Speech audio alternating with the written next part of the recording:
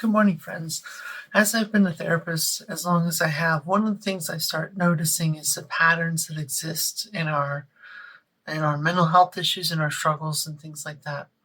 And when I was working in residential treatment, I started to notice that there was a pattern of the same things or similar things that people struggle with across the board. And initially, it looked like it only applied to people struggling with addiction. But as I have worked outside of addiction and started watching that as well, these three things apply to every situation where we're having difficulty or distress. So, the first thing is avoidance. And so, avoidance can happen for lots of reasons. A lot of times, when there's a traumatic past, we have avoidance patterns, the old fight, flight, freeze, fawn, flop. Are all parts of ways to escape a distressing situation. Sometimes avoidance is part of our pattern because it's the pattern that was modeled for us. There are lots of generations of people who didn't know how to resolve conflict or had to ignore their emotional distress because of other necessary survival things, and they never got to the emotional part of it. And sometimes avoidance is because of, again, lack of safety. So how do we identify, resolve, avoid conflict with others or even within ourselves? Sometimes we avoid our internal conflict of things that we know we need to change, but the fear that comes along with that. The second thing is what I call incongruence. And what incongruence is just when our actions do not match our values. And there's a few different reasons this happens. One reason is we never learned our values. Sometimes we are raised and taught that this is what you should believe, or this is what you should think, or this is what's right and this is what's wrong. But we don't actually feel or take time to identify what are ours and what belong to ones that people taught us. And so sometimes we just don't know.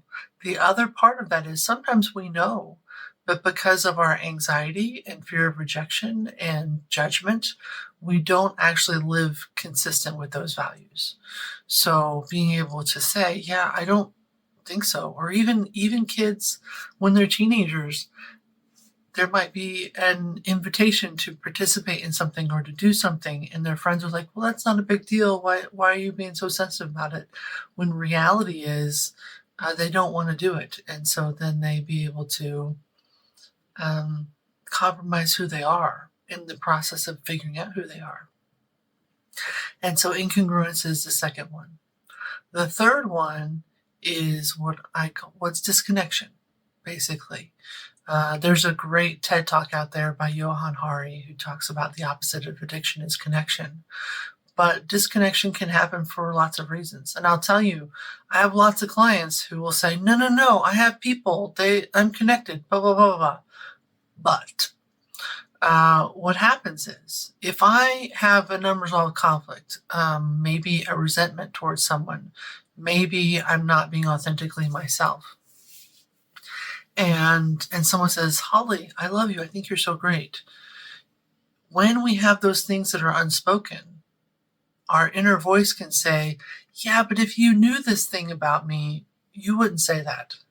If you knew that I disagreed with you about that moral or political issue, if you knew that I was mad at you about that thing that happened, if you knew that I did this thing that I know you disapprove of, you wouldn't say those things. And so when we're avoidant, when we're incongruent, we cannot have a thorough, deep, authentic connection. And so being able to recognize, okay, I feel connected, it looks connected, but I'm not connected at the depth in which I can actually feel fully accepted and loved. And so paying attention to when my distress is up, what is the category or the area that I need to adjust to feel more in my own skin, more belonging, more connected, and what do we do with that information, and how do we make those changes? Because those three things have so much power. Um, and I'm still not perfect at it. There's definitely still conversations that I still need to have with myself, and I still need to have with people in my life. Um, and that's part of why we all need therapy, because we all continue to need to progress and grow. And so being able to identify what are the things that I value, what are the things I need to do to make sure I'm in alignment with myself.